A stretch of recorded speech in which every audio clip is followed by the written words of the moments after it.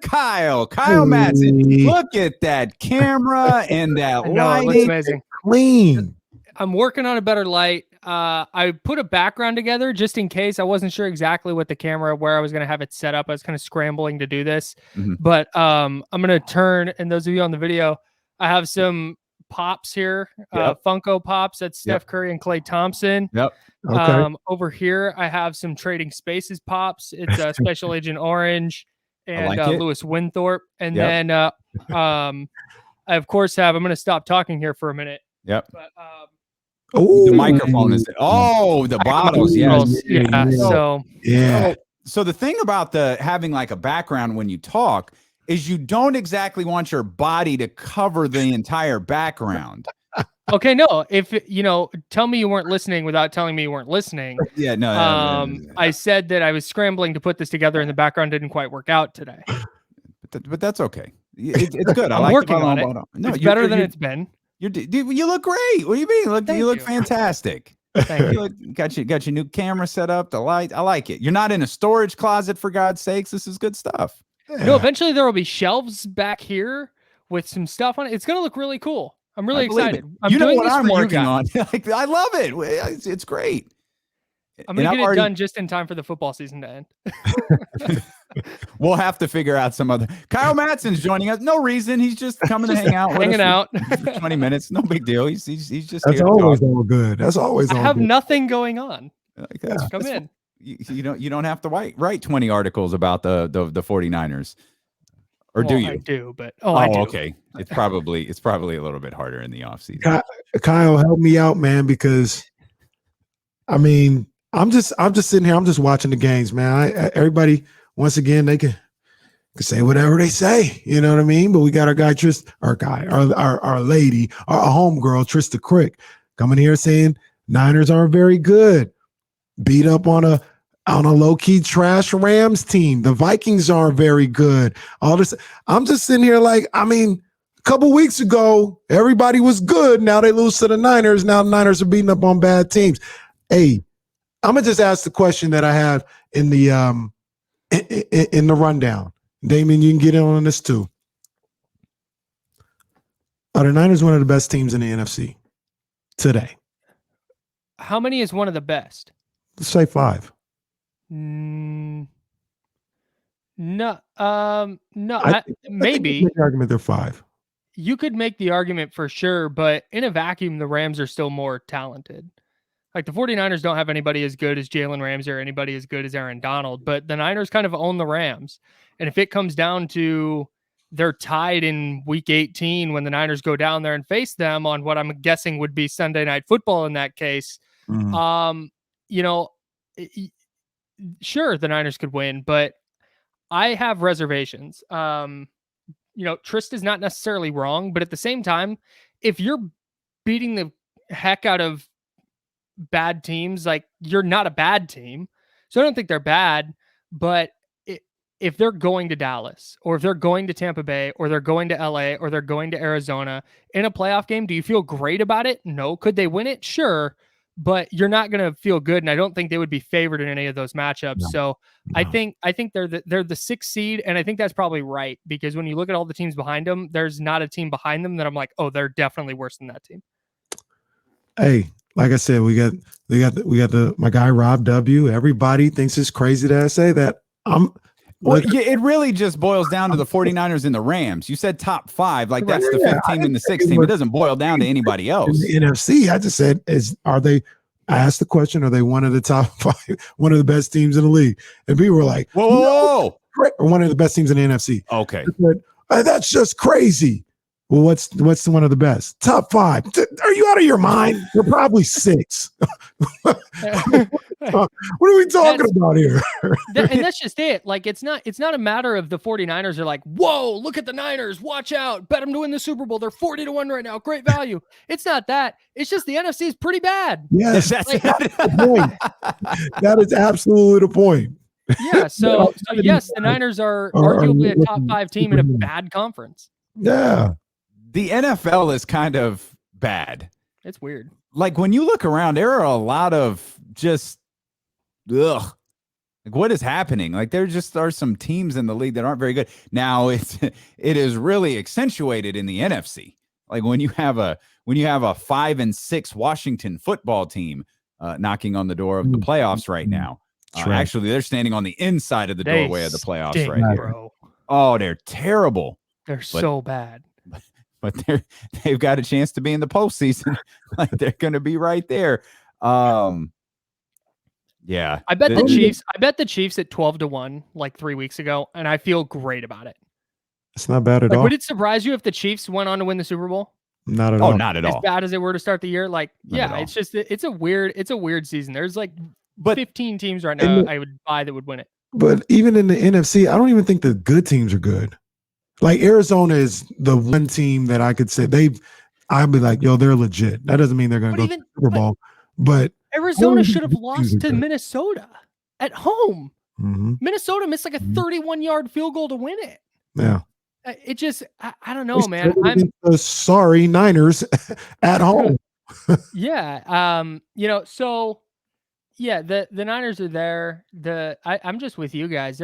I think Tampa Bay, like just because of the Tom Brady being there and the fact they won it last year, you probably feel good about them. But like, are you riding with Dallas? Like Dallas hasn't been super impressive. I ain't riding with Dallas, and I ain't riding with Tampa Bay. I said they're not winning the game. Your Lakers, your Cowboys. Hey, he's LeBron. Check this out, Kyle. Buccaneers ain't winning the game in the playoffs. Get out of here. Stop it. What is Stop it? What the hell is going on where Tampa Bay is just all of a sudden because they're either going to host the 49ers or no, I'm sorry. They're the 2 seed right now. No, they're the 3 seed. So they would host the 49ers right now. Yeah. They could beat the Rams. They're not. I'll take either one of them against the Bucs. They could also, but the Bucs could also be the 2 seed and get whatever 7 seed goes in. They won't be the 2 seed. I think they're gonna win up. They won't have a better record than the Packers. They could win the Super Bowl. The Packers and Bucks have the same. Well, the Packers have they're 9-3 versus 8-3. They have the same amount of losses. The Buccaneers got 3 losses. I'm thinking they have 4 losses. No, they got 3. But they'll lose another one. Okay. All right. Okay. I guess we'll just go with that.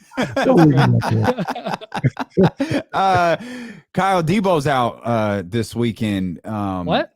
Yeah, right. Breaking news, Kyle. Go right about it.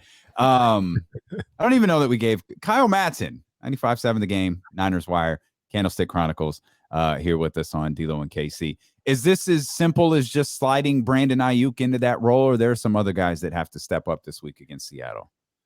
I think it is in the from a purely receiving standpoint. I think that Brandon Ayuk can do a lot of what Deebo Samuel does as a pass catcher in all 3 areas of the field. We saw it last year. We've seen it a little bit this year.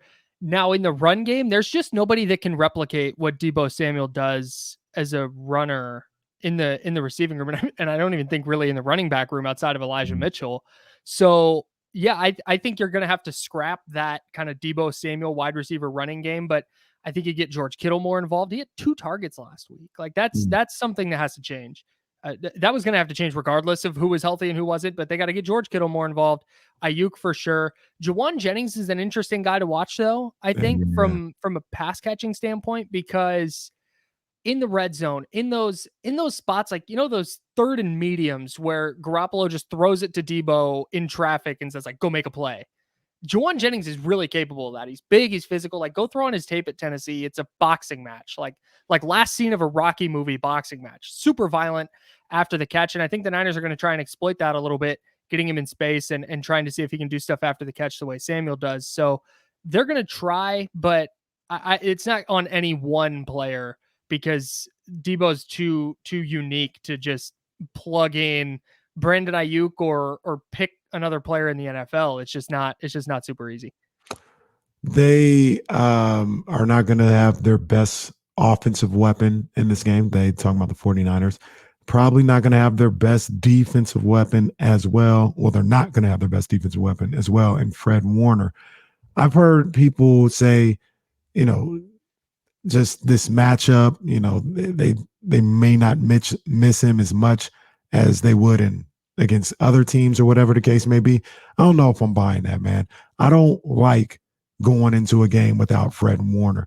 Do you think that they can kind of circumvent that and not have this huge gaping hole in the middle of the field without Warner, or is it going to be a problem?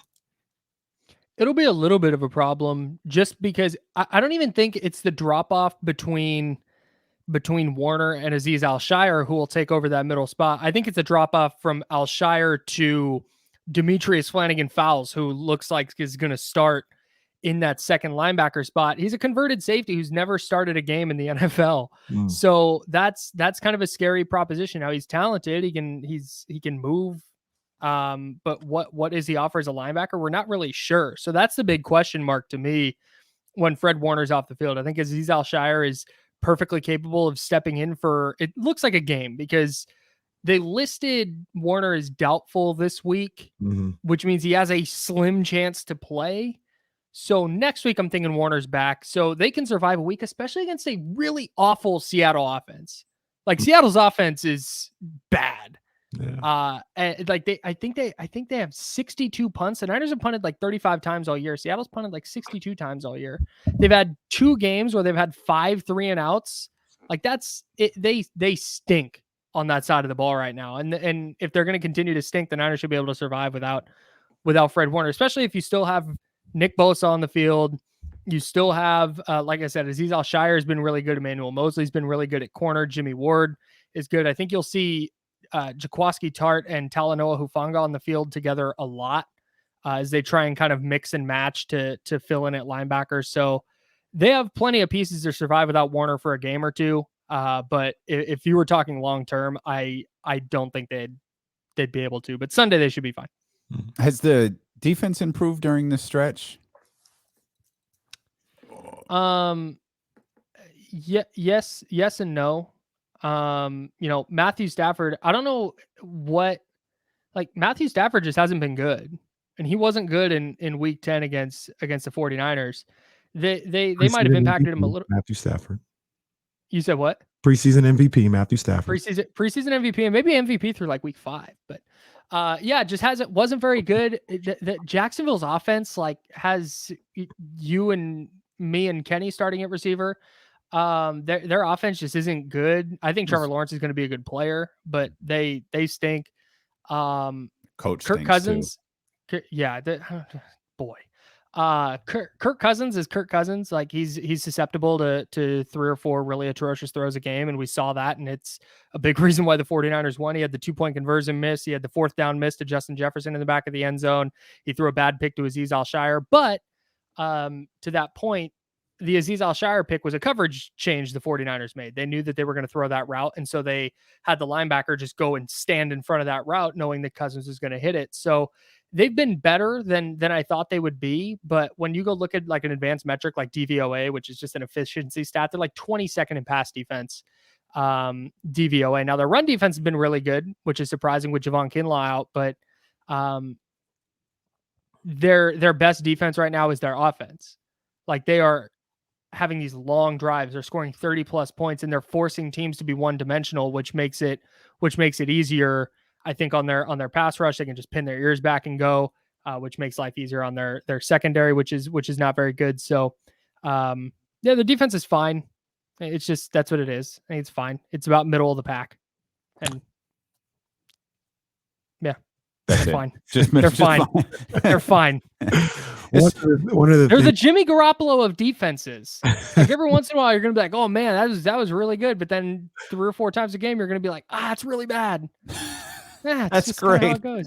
They got Jimmy Garoppolo on offense and defense. That is that's an extraordinary way to describe the 49ers. I've said this a number of different times this year about this team, particularly on a defensive end, and it doesn't mean that they're some good or great defensive team, but I just felt if they were able to cut out a lot of those 3rd down Hail Mary pass interferences, that they would be fine. Like not great, but fine. Seems like they've done that as of late. They still get them. Josh Norman still gets them, or whatever the case may be, but they for whatever reason, haven't been as debilitating, because I don't think they've done it as much. But you see the numbers. Maybe they have done it at the same rate, but it seems like they cut. No, they have. Josh Norman, though, stinks. Like, he might be legitimately the worst starting corner in the league. He's really bad. He got flagged for a holding penalty on a play where he gave up a 37-yard reception. He can't That's even impressive. He can't commit a penalty and stop a top receiver. And that's fine. He's going to be good against whoever the heck the Rams are rolling out with Robert Woods hurt and Odell Beckham still learning the offense. He's going to be fine against the Jags, where Marvin Jones Jr. is their best receiver. But when you look at the NFC, starting with the Vikings, they're loaded at receiver. The Rams loaded at receiver. The Cowboys loaded at receiver.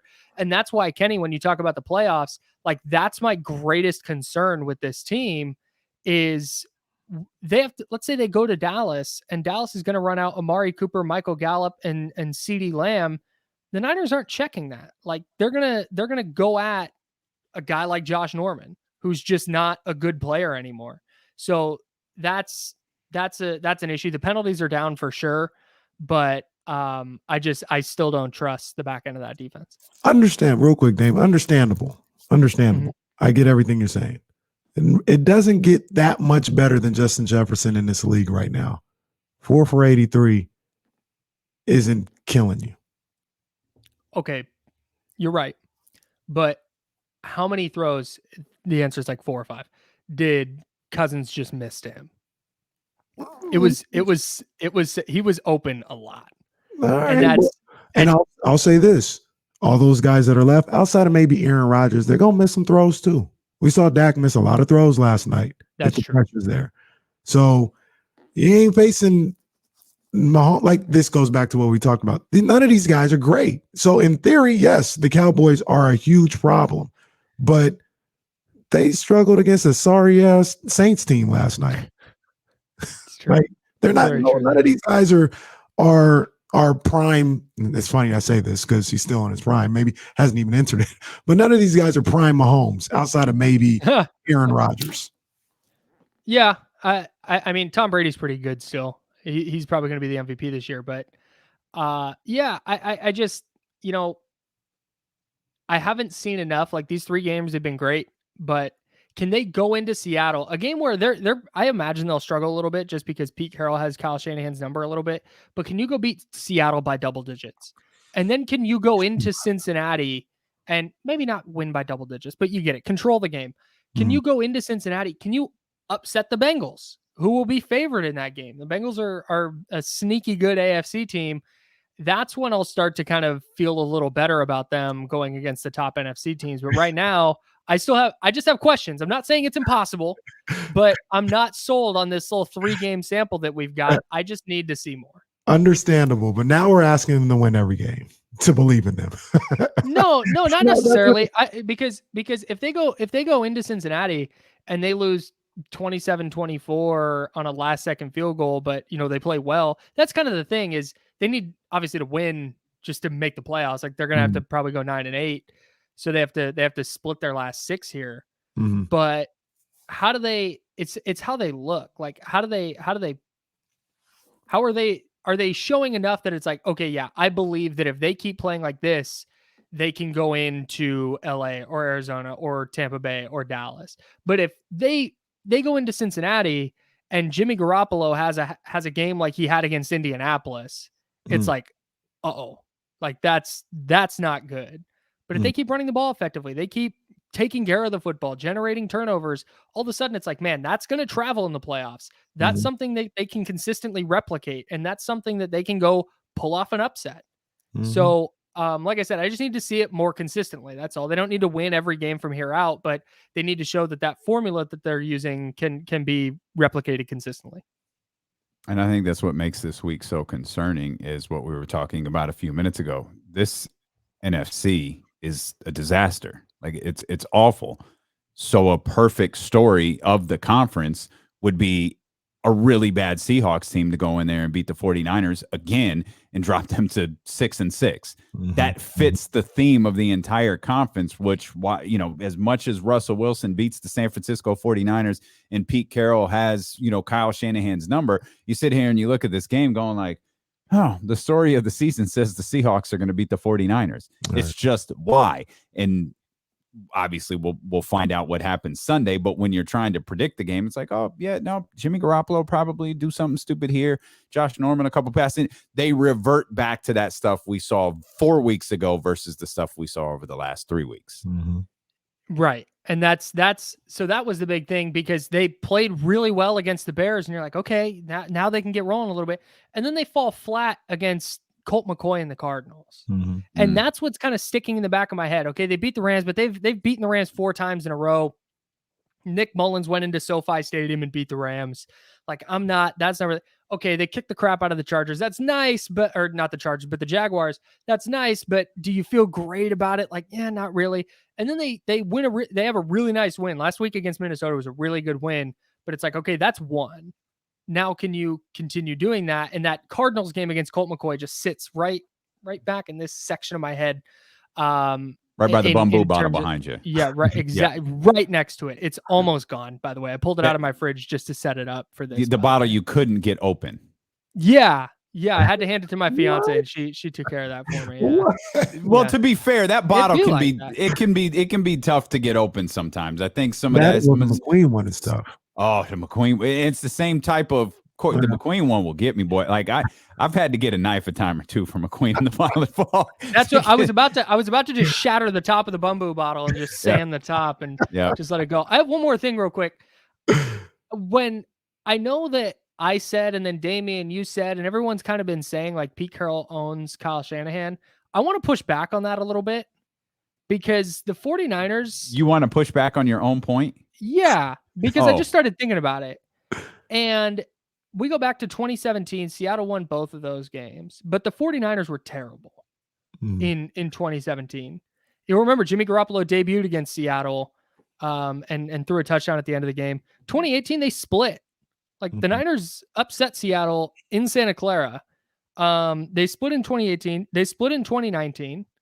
The Niners went in there, obviously, week 17. And then the Niners were bad last year when Seattle played them. So the Niners had never been better than the Seahawks, really, in a sense that I'd go, Pete Carroll owns Kyle Shanahan. So I want to end that. I'm ending that trope.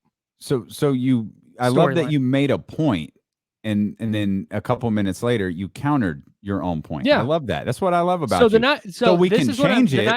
The Niners should win by a lot if they're gonna. Russell Wilson owns the San Francisco 49ers. I'm never comfortable against the Seahawks. Never.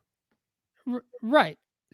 You shouldn't be, because of what Damian just said with Russell Wilson. Like, he's just going to keep them in games and they're going to hang around. But he's been terrible. And if the Niners are going to be this really good NFC team, like, they should go in. Division games are weird. It's on the road. I get it. But in a vacuum, they should win this game going away if they're going to try and tout themselves as a contender in the NFC. I'd feel a lot. The Seahawks stink, bro. I'd feel a lot more comfortable with Debo and Fred Warner. Totally. Tune in next week when Kyle Madson argues his own points. It's like an episode of PTI with two Kyles. It's fantastic. We're just going to you guys take the segment off. I got this. Kyle Madson, host of Candlestick Chronicles, wherever you get podcasts from, here on the Odyssey app, of course, 95.7 The Game and Niners Wire as well. Kyle, we appreciate you so much.